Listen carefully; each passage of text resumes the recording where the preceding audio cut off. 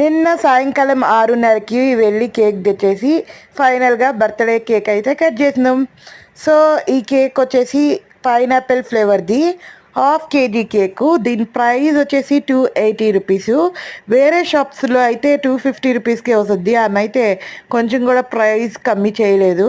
ఎందుకని అడిగితే ఇది మైదా వేయలేదు, దీంట్లో ఎగ్ వేయలేదు, చాలా హెల్తీగా చేసి ఉంటాం. సో అందుకని మేము ప్రైజ్ అయితే తగ్గిము, మేమేం ప్రైజ్ పెట్టినామో దానికే ఇచ్చేది అని చెప్పింది.